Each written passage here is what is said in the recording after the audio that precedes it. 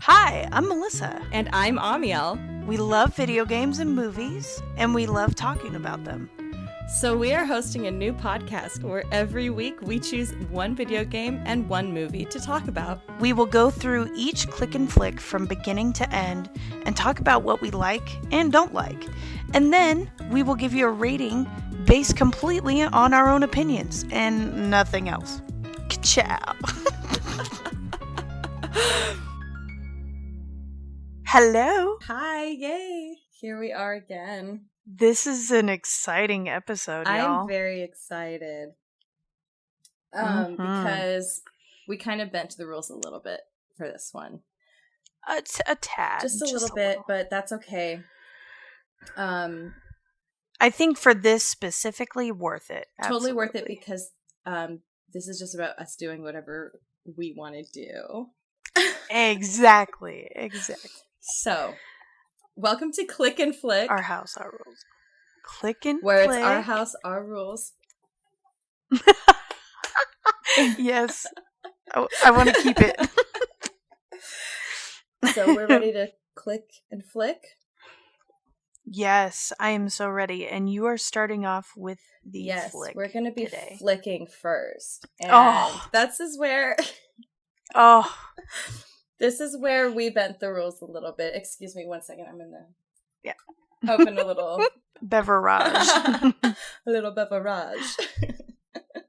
Bo Burnham's comedy special, Inside, that he was working on throughout the pandemic and recently released on Netflix.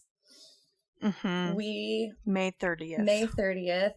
And I was actually very happy and very lucky that we were able to watch it together over Discord. Yes. So that was so cool because we haven't done that yet over the whole pandemic.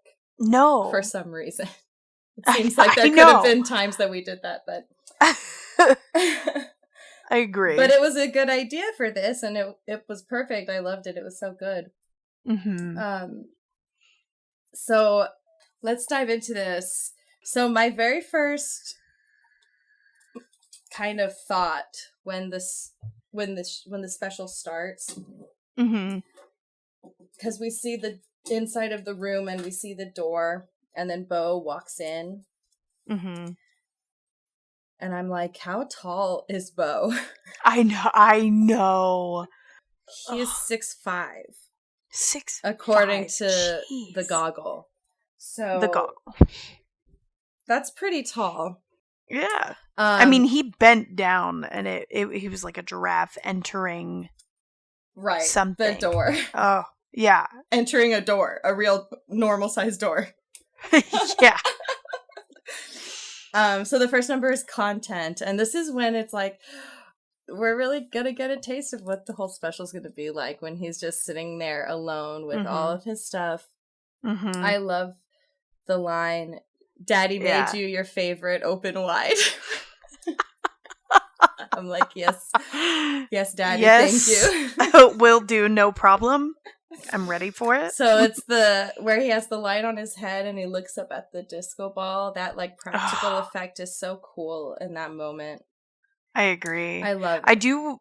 Before you continue on content, I want to reference Make Happy because at the end of it's Make Happy, right? The last one. 2016.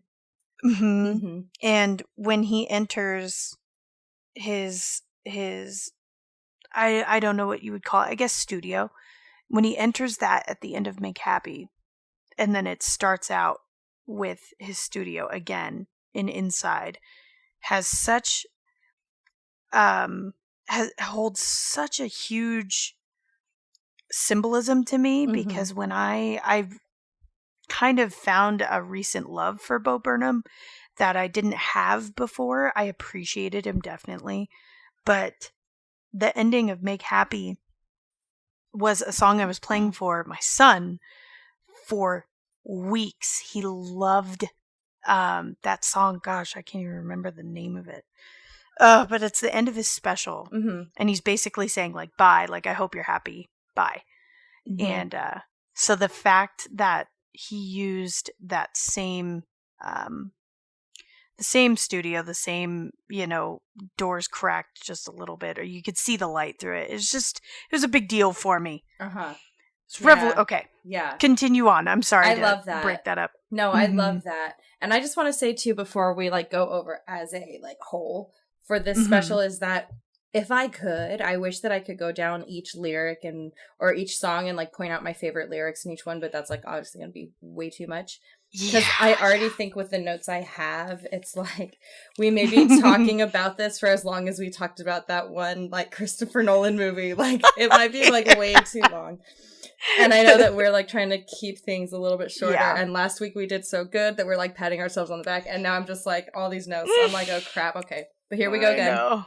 It's all right. We'll get to our main points for sure. So basically it basically starts off with content, which is just Bo telling us, the audience, like, okay, I haven't done anything in a while. Look, here is like content, like I'm producing content, which is something that it's like this pressure that as an online creator, something that you are constantly feeling the pressure of is creating more content, right? And that kind of like someone like Bo, who basically became famous when he was like 16, 17 on YouTube, on Vine, like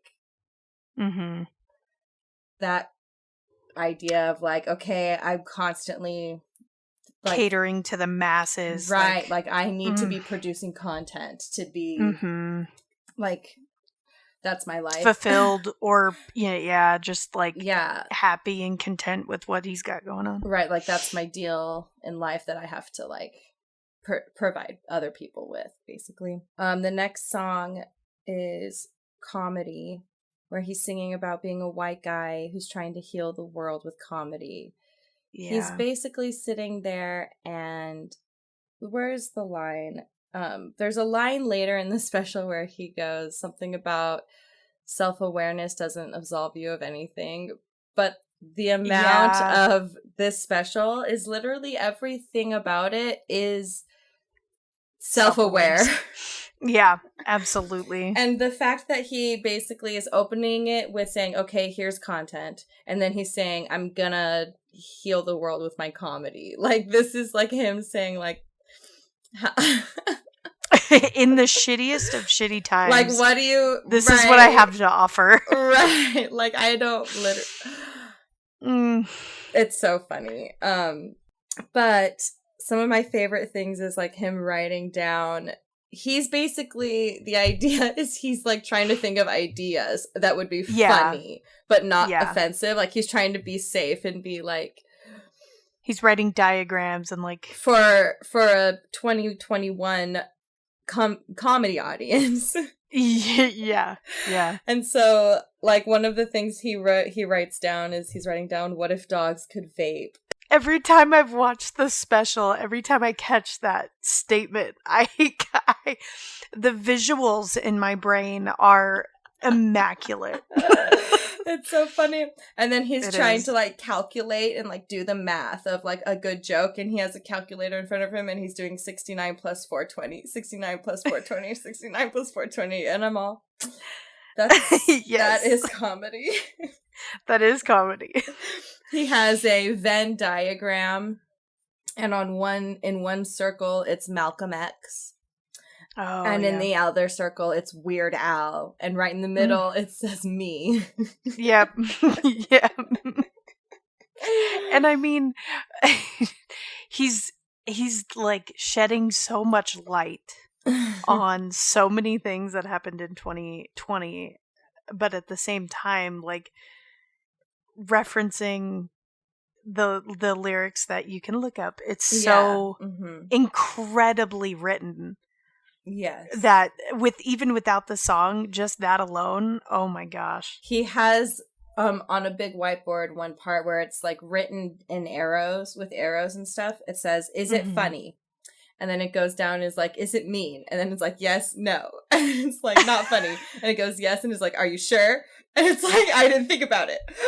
Are you sure? And it's like,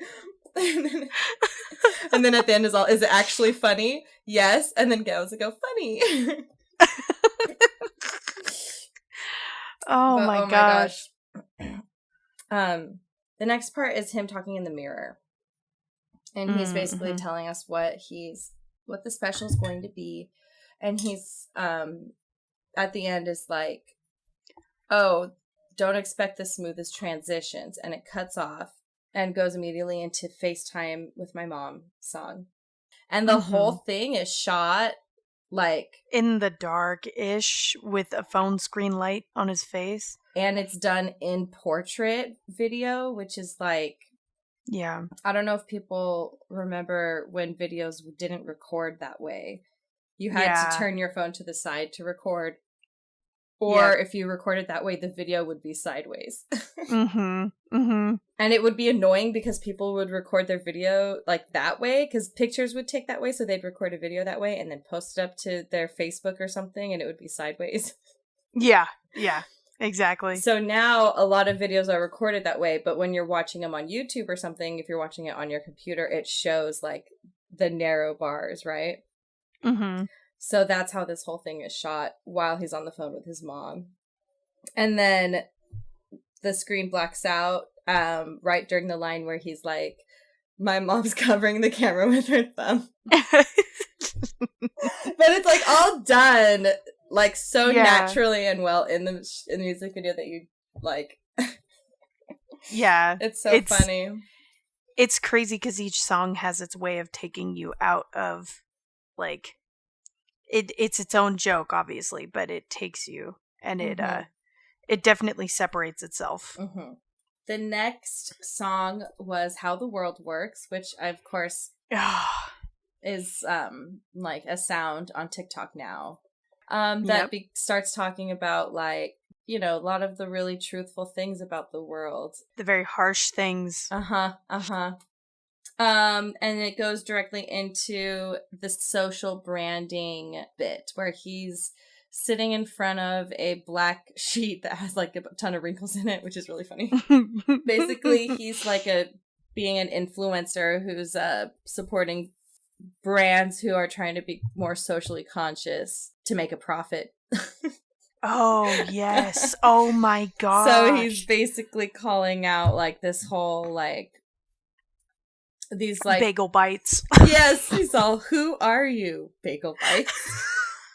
I literally wrote that down. Oh my gosh. There's so much. Oh, it was so good. There's so much about the special, especially in the beginning. Act 1, I would say, is a lot about like social aspects and the things about the outside world. And then I would feel like it's like an insider's perspective of the outside world is what the first act is. And then I feel like in the second act, we see a lot more of the insider's perspective of themselves and their past and who they are in relation to the rest of the world. That's a very interesting perspective because I didn't see it that way. And the fact that you stated that, I can totally see how the acts are separated like that. Wow. I mean, that could be like here or there. Like there are obviously like certain things that are going to be mixed in on both. I just thought that as a majority, that's how I like saw it. Because obviously there's self-reflection throughout the whole thing. Like that's like, don't get me wrong on that at all. And obviously he's doing a social commentary throughout the whole thing. Right. So that's just how I felt. Anyways, who are you, Bagel Bites? Best line in the whole movie. Oh, and that whole scene is immaculately cut as well. It's very much an interview like esque shot. So that specific scene is him sideways talking, probably in an interview. And he has that cute little ponytail that like doesn't really fit. Yeah. Oh, it's so good. So genius. Then it's the white woman's Instagram. which was probably the best, like, professionally shot, like, every scene, like, setting up each shot. It was probably a lot of work. And, okay, seeing the work that had to be put into that song. Alone. Doing that alone and doing that, the writing and the editing and the production of it all alone like that. Yeah. I totally feel his like the rest of the special, like the tone, the mental state for the rest of the special, like imagining having to edit that. I'm like, I would like, that's so much work and concentration. Yeah. And I mean, it came out so good, obviously. Very. But that's just like an example, because there's so much that went into the special, and that's just one little piece, right? But every number is like that, right? Yeah. I actually heard an interesting perspective of this number too this weekend from a friend who was telling me a theory that they had heard was this song about being not only a commentary on like white women's Instagram pages, or what it seems to be like, right, but a commentary on how men will be okay with being feminine only if in the guise of like, oh, but I'm doing it to make fun of women or to be a joke. Because really that's like the only way they can express femininity in a comfortable way is in the way of the world seeing it as a joke. Yes. Yes. Because really he is 100% like feminine in this entire thing. You know what I mean? Like this whole song, he's just licking it up like like an ice cream on a hot 4th of July, right? Yeah, like I mean, loving wearing, being like, the daisies on the eyes, then like the rain with the umbrella thing, and wearing like the half shoulder down of the flannel. Yeah, like, he has a shirt that says "may contain wine," and he's like laughing, and like he's 100% into it. But because he's doing it as a joke, he's able to express his femininity. Wow. That. Oh my goodness. So I thought that was so neat and so interesting to look at the song that way. Yeah, definitely. And I like the part where he's wearing the flannel shirt and the tube socks and like his little butt cheek is showing. Like, honestly, that is like, that was the first part I'm all, ooh. Not the last part. Not the last part of the special, but the first time that I was all, ooh. Ooh. Oh man, I agree. And then he goes into that bit where he's saying, "Can anybody shut the fuck up?" Oh my gosh, yes. About anything. Yeah. Everybody has an opinion about literally every tiny little thing. And you, even yourself, and you can like point out the hypocrisy in that, but yet self-awareness does not absolve you of anything. Absolutely. It all comes back to that. Oh, wow. Yeah. And then it's the Unpaid Intern song. Oh, which is another just basically social commentary. And then he goes into his reaction videos, reacting to himself over and over and over again, reacting to, and the snake is eating its own tail. It gave me a really, it was hectic for me. It was so hectic, and he did such a good job at portraying that. Right. It was just such a powerful section for me. You are literally just breaking down every thought you've ever had in your own head. Yep. And it's like, just, it doesn't really matter what the thought was about, but he's just sitting there breaking down everything he said and done. And you just sit there and it's a constant like loop. Cycle. Yeah, loop. And then it goes into our favorite song, Jeffrey Bezos. Yes. Oh, so good. So catchy. when he says something about Mark Zuckerberg and who is it, Bill Gates? And he's like, "Come on, Jeff, get him! Get him!"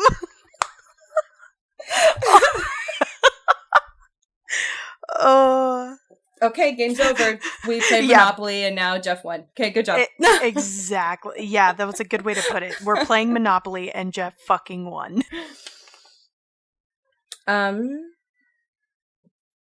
So then we have him like laying on the floor with the pillow. And this is also another like really like relatable moment because he's sitting there like contemplating like social media, basically just in his own head, like laying in bed in his own head, contemplating like the harms and dangers of social media and how basically it's exploiting like teenagers and children and their like personal lives and drama for profit and for advertisements. And then he just takes a pause and is like, I'm horny. And I'm like, man, if nothing is like more like descriptive of what the world is like now.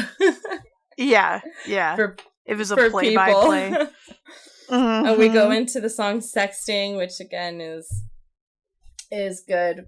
In one of the parts of the songs, he basically is saying, send a picture of your tits, please. And on the back wall is the message he's sending to her after he sends the send a picture of your tits, please. So the message he sends to her after is, no pressure, by the way. At any point we can stop. I just want to make sure you're comfortable all this. And please don't feel obligated to send anything you don't want to. Just because I want things doesn't mean I should get them. And it's sometimes confusing because I think you enjoy it when I beg and express how much I want you.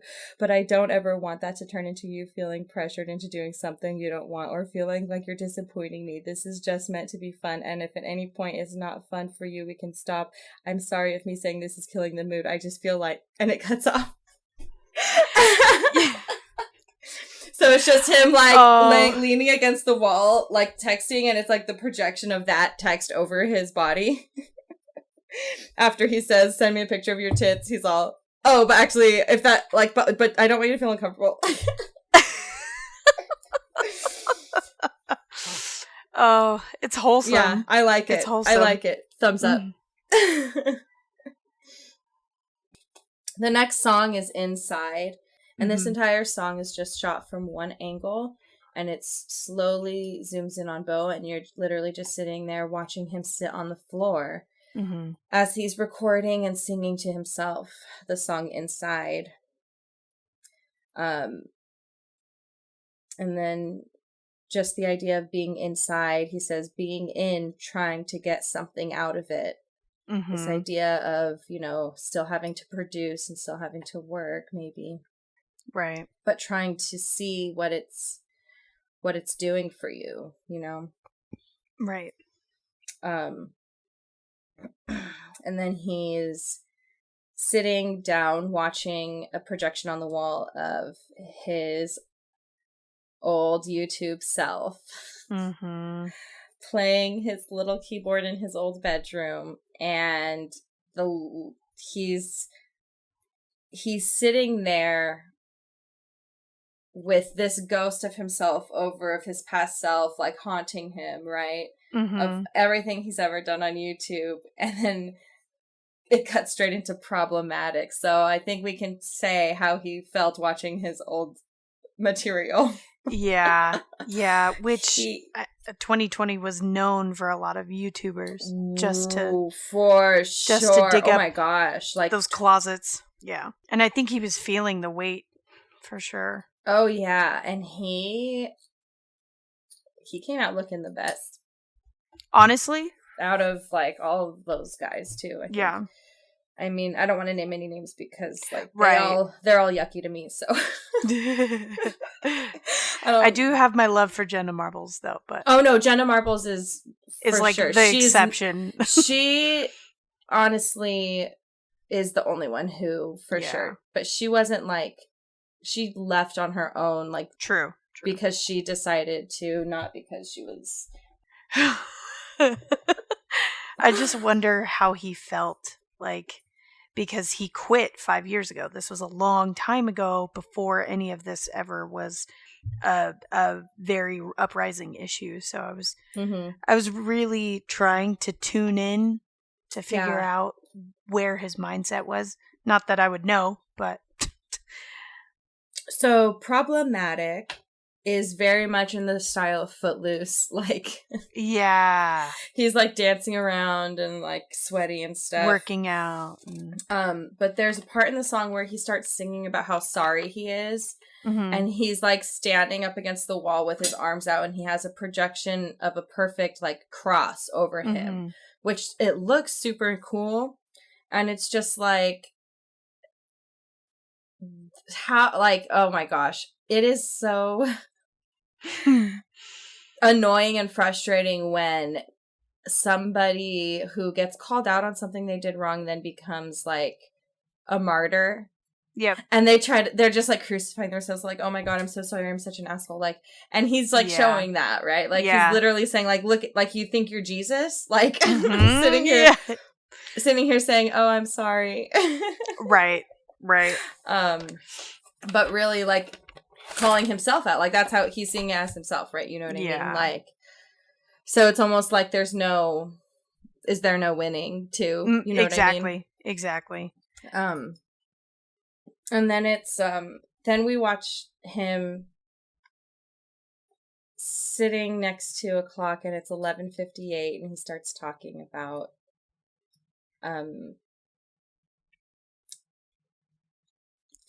wanting to finish the special before he turns 30, not reaching that goal. Yeah. You see his disappointment in himself. It's so solemn. And it's like, you see and feel this moment of like, it's like still the same. Life is still the same after this. So let's keep working. But he's sitting there, and it's like, okay, so it's 11:59 and I've turned 30 in less than a minute. So I'm going to sit here and enjoy my 20s. And then it's just like silent.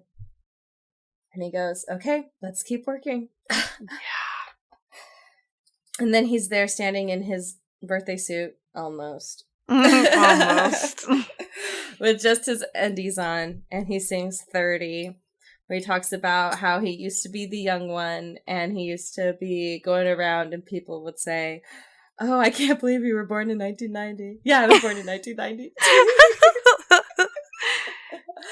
Oh my God. My favorite line from that song is when he says, when my granddad was 27, he fought in Vietnam. When I turned 27, I built a birdhouse with my mom.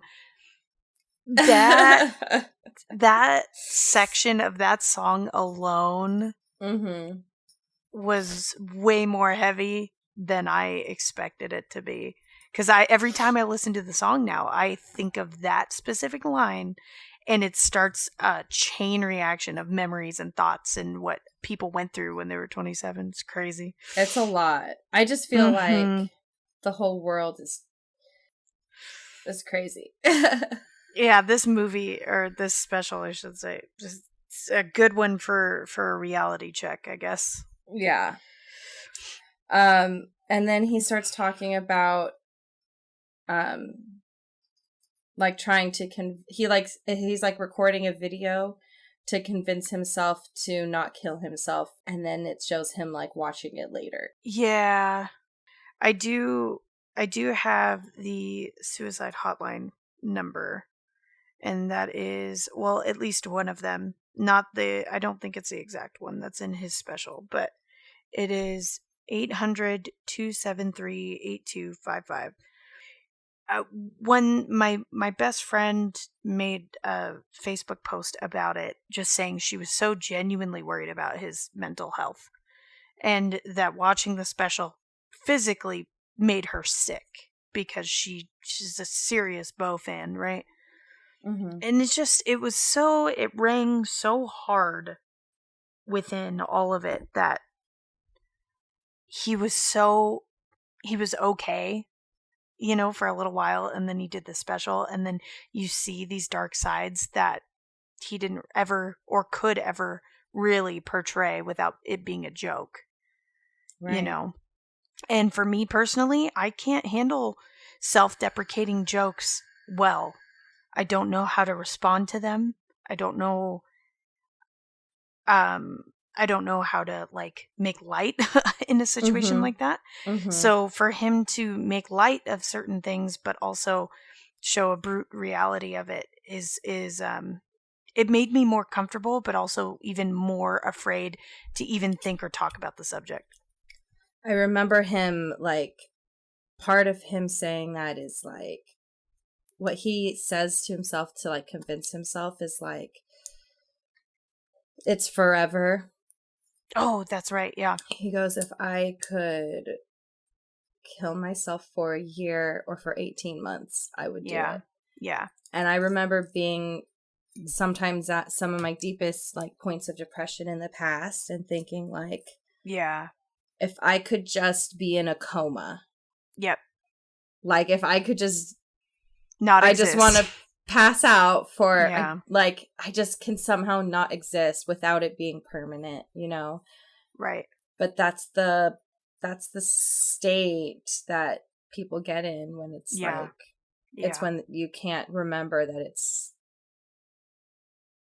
permanent. But we hit intermission, right? And that's intermission. Does he make that statement before intermission or after? Before. Okay. So then it has the intermission sign, and then he sings "Don't Want to Know," which is a very lovely, beautiful song. Again, one shot, just like before. So it's just like a nice, smooth transition again back into Act 2. And then he's doing the inside game, playing himself and just seeing himself like kind of from an outsider's perspective. And him being somebody playing the video game, being himself, seems to me like he's detached from reality in that mental state. So I don't know if this is supposed to be like just a visual representation of derealization, how he describes later on, but he does mention in this segment, is this dude big or is the room small? Which was my first thought when the special starts. So, hey. True. And he's also very monotone when he's speaking in this like dialogue of narrating what's going on. He literally looks way too much exactly like a kid I went to college with who does like Twitch stuff like that now. And I seriously, like it looked exactly like it. Was so funny. And then the song "Shit," wake up, add up. Yes, another famous shit TikTok sound now popular online. Very much so. And it was even. I went to a bar last weekend and they played it at the bar, like at the dance floor. People were dancing to it. It's all, ladies, do you feel like shit? Oh my god. That's amazing. And then we have such another like sad moment of self-awareness. He says ATL, talking about all-time low, not Atlanta. Where he's like sitting talking about how it feels to be at an all-time low, and it's this serious moment, and then he's switching it on to this happy music, and that is this special. Yeah. Like that is what he does, because as soon as he does it again, then it switches to the next song, "Welcome to the Internet." Yeah. Where he's sitting there, and it's basically he's sitting in one spot the whole time with this star projection around him. And I love this song, "Welcome to the Internet," because, okay, I don't remember how long ago this song came out, but back when Bo was like YouTube famous, they did these YouTube awards, and he was like a teenager still, and he wrote this song called "Welcome to YouTube." And it was like, watching it now, I was like, okay.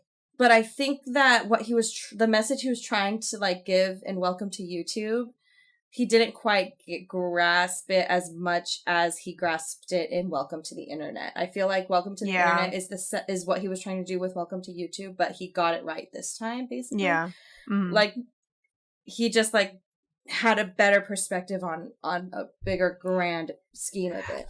And to the internet, I mean, obviously it was a thing, but it wasn't as cherished. I shouldn't use cherished as the descriptive word, but it's not as utilized, or it wasn't as utilized as it is now. So there's such a big part of our lives now that revolves around the internet. So yes, I agree with you. So as the song goes on, it's the same thing. And then the music starts getting faster and faster and faster. And even though Bo isn't changing his position, and the lights don't change, and the actual information of inside the room isn't changing, there are a million different camera perspectives that go back and forth that make you go crazy and make you dizzy. And it's like, is this a metaphor of the internet being the same thing over and over again from a million different perspectives until you go crazy? Yeah, basically. And it's like any situation you see, you can see one thread of like 700 comments of people fighting over seeing the same arguments going back and forth, and no one changes each other's mind, right? Yeah, yep. And it's just different perspectives on the same thing until you get a headache. Yeah. You're visually messed up after that one. And he goes, you know what? I'm not going to finish the special. So fuck you guys. We're going to keep going because I don't want it to end. And he sings part 2 of Jeffrey Bezos, which is my favorite. He goes, you did it. Congratulations. Yes. I'm like, oh my God. Okay. Yay. Good job, Jeffrey Bezos. You did it. And then it goes into like it's nature sounds, but he's talking about how being outside in the real world is like basically what's going to kill you, and everybody should just use the real world as a set to create their content, to focus on the actual life being online and digital, and that we should all just have human interaction digitally online. And then it goes into him singing There It Is Again, as if he's playing around a campfire, and he has the trees in the background silhouette, and it's just that feeling of hearing the fire crackle and, you know, hearing the crickets off in the trees behind you. And it was such a beautiful song. Right. And again, those lyrics are definitely ones that you should look up and read if you have a chance. Definitely listen, because so powerful, and his perspective is just one I think that so many people can relate to. So just if you're feeling alone out there, you know, this is definitely one of those things that may not make you feel better, but it might make you feel less alone.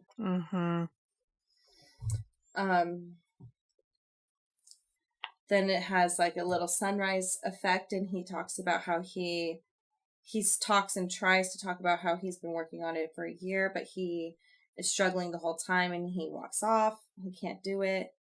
And then it just cuts to him alone in the dark saying that he's not well, and he starts crying. And it makes me think in that moment,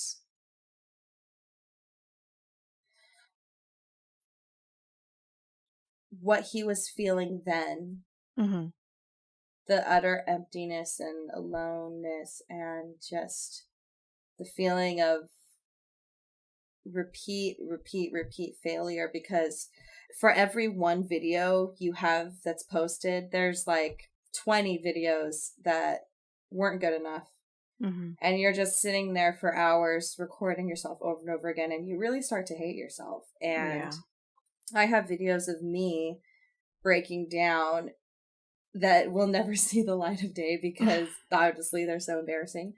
But it's still recording while you're sitting there and you're failing over and over again, and it's draining mentally. And I watch Bo in that moment break down mentally, and just thinking what that moment was then and how he felt then versus what that moment means now that it's forever memorialized. And he will always be able to look back on that again. And in one sense, there will always be that feeling of how he felt then. But then there's this other sense of there's this feeling where the rest of the world got to be there with him now. Mm-hmm. Mm-hmm. And not in a sympathetic way as far as like feeling, I mean, obviously you feel bad for him, but that wasn't his intention, at least from what I gathered from it personally, was not a push or like a hey, look at me, woe is me kind of thing. It's a genuine feeling of, damn, I have been there before. I know what he's feeling. Mm-hmm. And that's just as simple as that. Yes. And he plays Get Your Fucking Hands Up. Oh. This song, All Eyes on Me, is the best song out of the special, in my opinion. Yeah. So good, so good. And then he says, okay, I think I'm done. And we get a cutback of young Bo. Yeah. Approaching the keyboard. Not young Bo, mind you. By young, I mean a year ago Bo. Yeah. 29-year-old Bo. Bright-eyed, bushy-tailed 29-year-old Bo. Approaching his keyboard, and he says, possible ending song. It's not finished yet. And as he starts playing it, he gets through, and in second or third lines of the song, it starts transitioning into older, mature, present-day Bo. Mm-hmm. And he says a line in the song that says, I want to hear you tell a joke when no one's laughing in the background. Yeah. It makes me think of a kind of like a philosophy or a saying that I had heard a while back, and I never can remember where I heard it from, so if there's any way I do it's in the future, I'll correct that. But there was some question somebody asked that was, are you telling jokes to make people laugh or to make people think you're funny? And I always thought about that, like, oh, okay. Well, for me, I always would want to make people laugh. Like, it doesn't really matter of what people think about me, right? Mm-hmm. If I can make people laugh, like, that's the point of being funny. But then Bo is like presenting this third, like, like, what if you're telling the joke to silence, to nothing? Do you still want a joke? Yeah. He references saying, like, if I woke up in a house full of smoke, call me and I'll tell. Right. Don't panic. Call me and tell me a joke. Right. He starts going back and singing different parts of all the old songs from the beginning again. He sings, like, I think 3 different parts of about 3 different songs from the beginning. He sings a part of Welcome to the Internet, and he sings a part of that beginning, Call Me and Tell Me a Joke. And then he sings the very end is a little reprise of Look Who's Inside again. Mm-hmm. And he's sitting there totally naked, raw, vulnerable. And then it cuts out and lights come back up with him sitting alone. The room's empty now. All his equipment is gone, and he walks outside, and he's on a stage in front of an audience doing his special, and he starts having a panic attack, and he tries to get back inside, and everyone's laughing. Mm-hmm. And then he sits there watching himself, and he's watching himself on stage having his panic attacks while everyone laughs. Mm-hmm. And it's like, we are seeing now, we get to see what it feels like for him when he's watching his comedy specials of him watching himself have panic attacks and just have everyone's laughing at him. Yeah. And that is just so much to take in. Absolutely. But before the camera cuts to black, as he's watching himself panic, there is a moment in his eyes of genuine joy and laughter. Because he hears it. Where he can see, and I feel like we see that deep down comedy is what he loves and wants to do. Yeah. Yeah. So that's Inside, and I'm gonna say, as much as I loved it, I know I've been pretty harsh with my ratings in the past. Mm-hmm. But I'm gonna give it 10 flicks because 10 flicks. No, I'm giving it that because that was mine. I thought it was. I think that it did everything. It hit every mark for me. It visually was beautiful.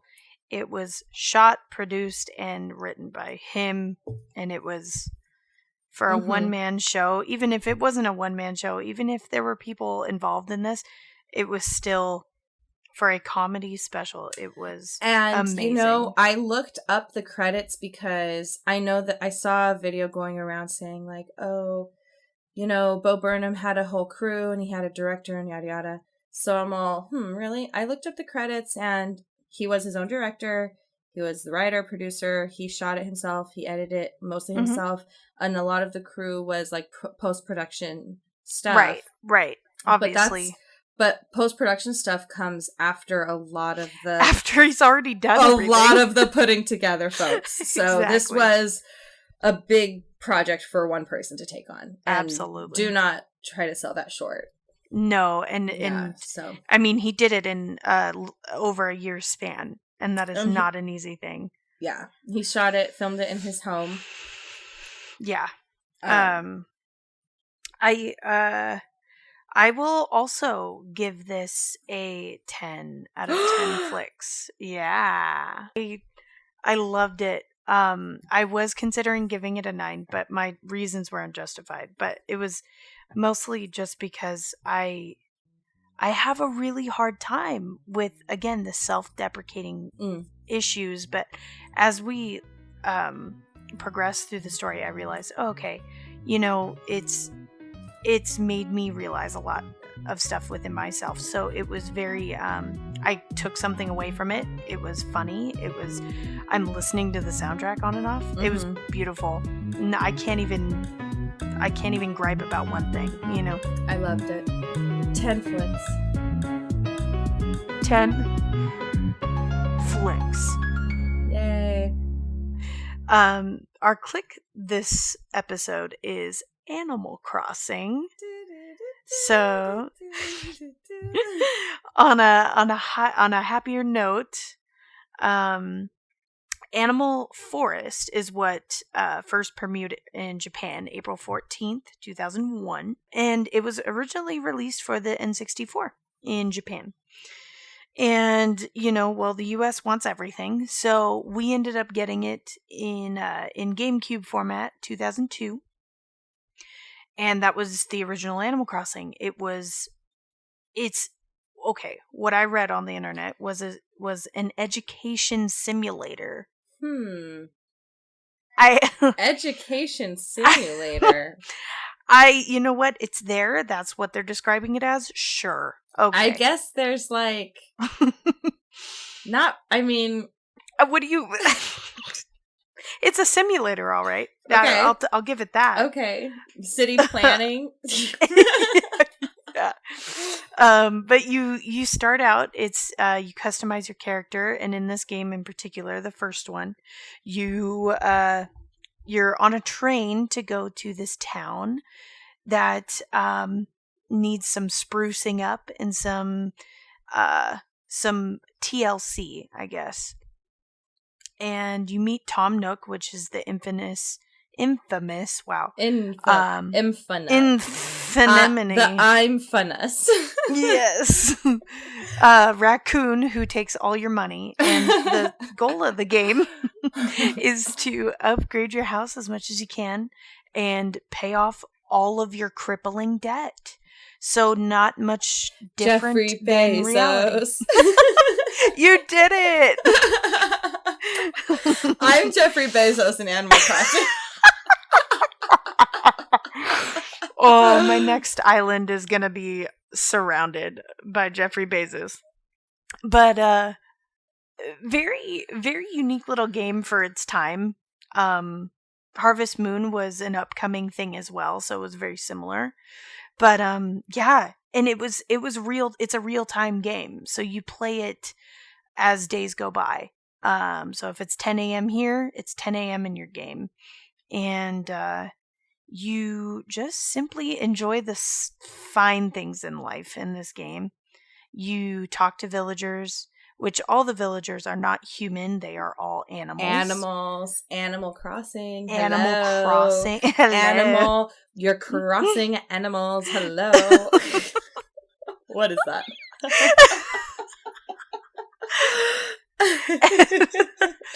I mean, you capture the essence with it.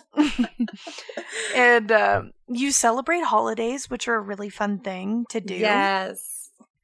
And fast forwarding in time, if you want the timeline, there have been multiple games between the original Animal Crossing and the New Horizons Animal Crossing that came out during 2020. Which is the latest release. Mm-hmm. Which was perfect timing. We were all in the house for about 2 weeks waiting before Animal Crossing came out. And then we're like, okay, we're set for the rest of the year.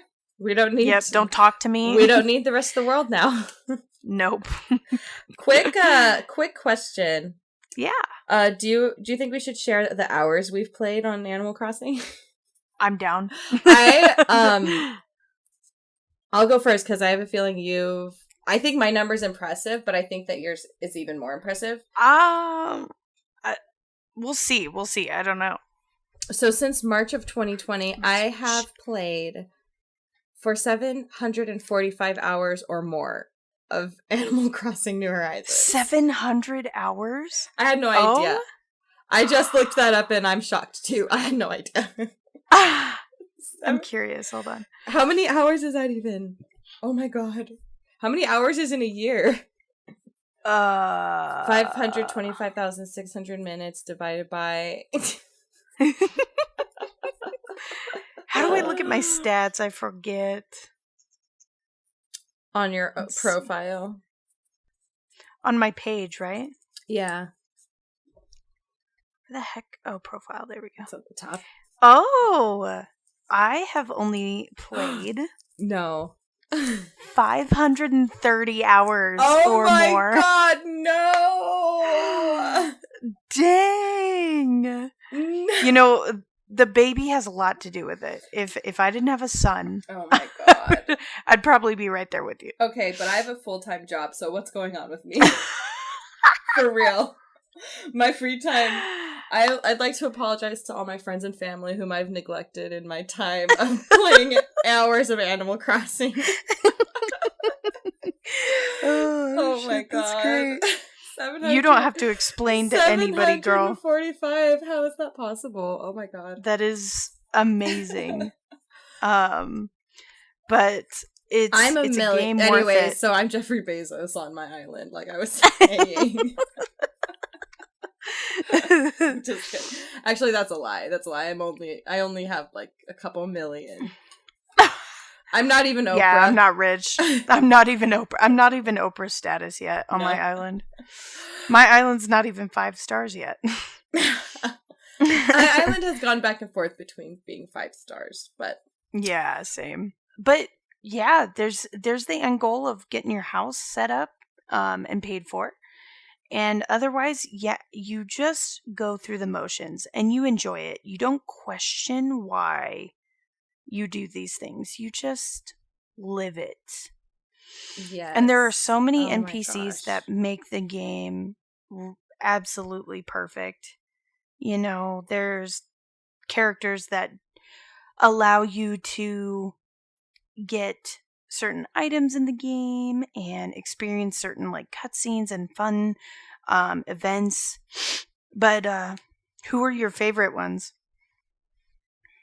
My favorite event character is Pave. Pave. Oh my god, Pave. He's my favorite because He literally, if you go up and try to talk to him and you're not dressed in like feathers and sparkles, he's like, what are you wearing? He is ready to perform at all seconds of the day. And the event that he has is so fun. Just going around catching feathers all night and then getting like the most amazing prizes. I love it. Yeah. It was a lot of fun. He's my favorite special event. My favorite character that like comes to visit your island is, oh my gosh, it's such a toss up because I love them. Celeste is my favorite. Like before New Horizons came out, Celeste was my favorite. And when it came out, I was so sad that I have an amiibo of her and you can't use it to make her come camping. It made me so sad because it was like, she's like, oh my gosh, I would love to come camping, but I'm studying. Like, I'm studying science right now and stars and stuff. So I'm like, she's okay. the cutest. So she like, you can't have her, but I loved her and I wanted her to be like on my island, which made me sad. But what I thought was like, well, why don't you make it so that if you have the amiibo for Celeste, like, why can't you make it so that if you call her, like, you can at least trigger the special event so she comes to your island that night to, like, get a DIY that would be or cool. something. Like, I wish that they would have done that, but they didn't, but oh well. I know. That's fine, whatever. It's not a big deal. But then my other favorite, so she's my favorite, and then my underneath two favorites are LaBelle and Sahara. Oh, cute. Because even in real life, I love rugs, even though they're expensive. I think they're the most, like, beautiful things to decorate your house with. And so Sahara is obviously my favorite. But ever since the game came out, I've been wanting to try and get the special flooring that's the clouds, and I never get them from her. No. I swear. I have it. I'll give it to you. Oh my gosh. It's really rad. I love it. I've been wanting it so bad, and I never get it. And I've gotten the same, like, nasty ass, like, train station flooring, like, a million times. It's like, I get it. That's annoying. Yeah, it's annoying. But Let what are your favorites? My favorite in New Horizons is Pascal, I should say. He's the otter that you meet when Oh my gosh, when you're like, I've only met him like twice, and I always forget that he's there. He's so cute. And he's just like, he's not really a hippie, but he's kind of like the guy that hangs out at the end of the pier. Yeah. He's been like out in the sun all day, and he's like the cutest. He's a little otter, and he's adorable. And I also really like Harv because he is the island hippie. Yes, love Harv too. Love him too. He's such a cute character. What a cool, like, and when you go to his little island and his little house, he has those, I don't know what they're called, but they're rainbow and they twirl and they make like really pretty visual effects. It's really cool. The kaleidoscopes? No, it's like a wind vane kind of thing. Like it spirals. Oh, I know what you're talking about. Yeah. And one person I miss is Katrina. Katrina was really cool. She was like the fortune-telling cat. She was like a black cat. Yeah. She was cool. I kind of feel like a lot of people really got mad at them really quickly in the game because their first event was like the egg day, and people were like over digging up dumb eggs, over fishing dumb eggs. Like everyone was trying to get their Critterpedia and get like collect all the fish and fill up their museum in the first like month. And the balloons, and here freaking comes the dumb.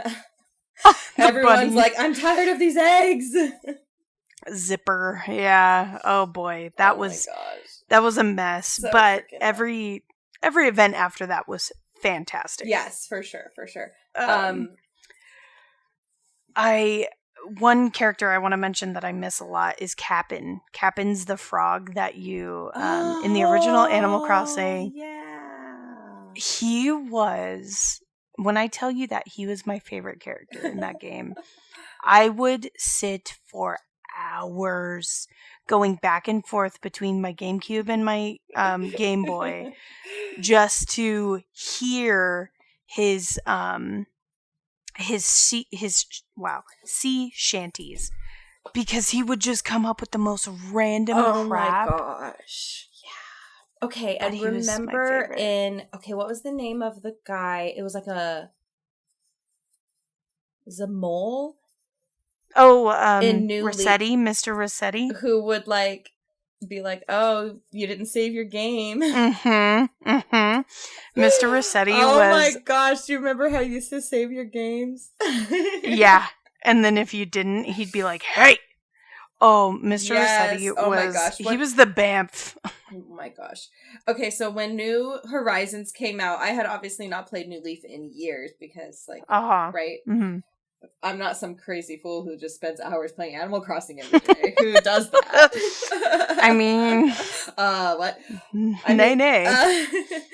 But, so I make my island, and by the way, my island is named, my Animal Crossing New Horizons island is named Poo Poo Pee, just for fun, right? Because of comedy, right? Yes. And yes. I decide one day after I was playing like hours and hours on Animal Crossing New Horizon, I'm like, you know what? I just kind of want to see what my new Leaf is looking like. I'm just going to pull out my 3DS because I had it on there, and I turned it on, old game, and it comes up and it was like, "Oh, welcome back to Poop." And I was like, "Oh my god. You haven't changed. Some things never change." Oh, I love it. Who are some of your favorite villagers? Oh, my top would have to be Blue Bear, because she was my favorite. Blue Bear and Olive were my favorite in the original game. Right now, I actually have Blue Bear on both my islands. She's the best. I love her. Who are yours? Okay. I think Lucky is the cutest. Lucky is cute. And when I was a kid, we had a dog who had the worst health problems, and his name was Lucky. And he just was always sick. And it was just like so heartbroken. Like, he died. He was a really old dog, and he just died of like basically like he was just so old, you know, and like nothing worked anymore. Yeah. But his name was Lucky, and so Lucky reminds me of that because it's just like covered in bandages all the time. Oh my goodness. Oh. But just like the sweetest dog, you know what I mean? Absolutely. Right now, but Sydney, the koala, is another one. She's like my best friend. Oh. Sydney is cute. I adore her. I want to rate Animal Crossing, and I'll rate New Horizons because it's obviously the most relevant, and it still holds true to like the original game, and even better. So I'll give it a solid 7.5 clicks. Wow! Because it's exceeded expectations. It's replayable by all means, and they did a really good job, at least in the first year of the game's release. Lots of updates, really good stuff. Mm-hmm. And just overall took the essence of the original Animal Crossing and went above and beyond. Amazing game. I love this game, obviously. Played so long.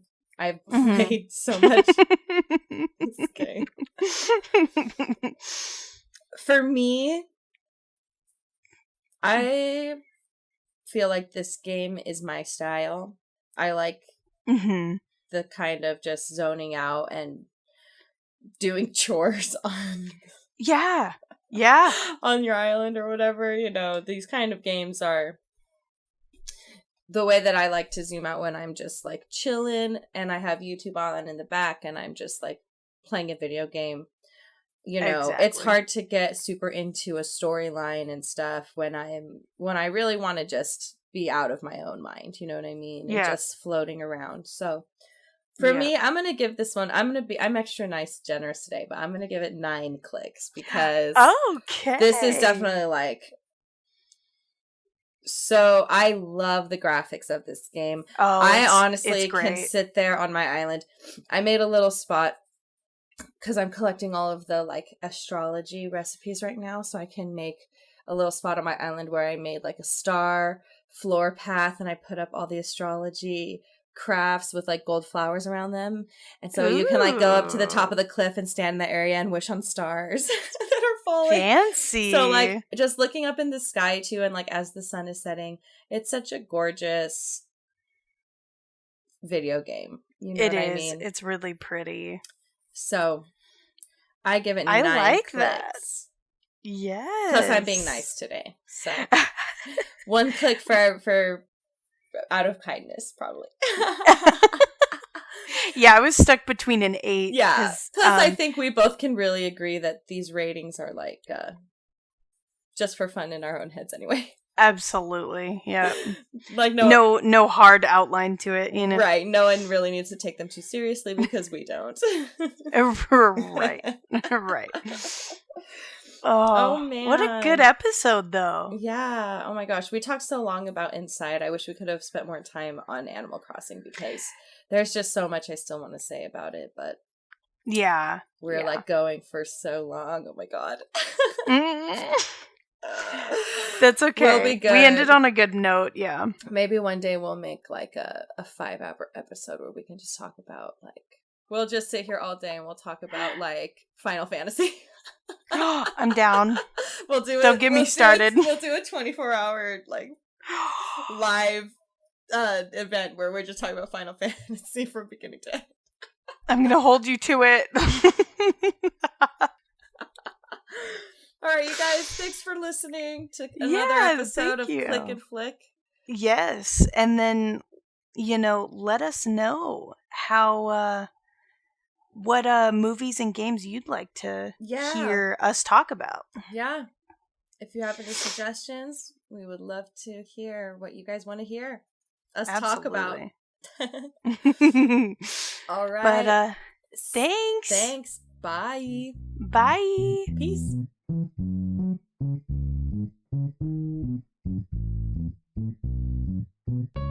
Hey folks, thanks for listening and sticking around. If you enjoyed what you heard, subscribe and follow for some more Click and Flick content. If you'd like to hear us talk about your favorite movies and video games, you can send us your suggestions to clickandflickpodcast@gmail.com. That's clickandflickpodcast@gmail.com. We can't wait to hear from you guys. Have a great week, and we'll see you next time.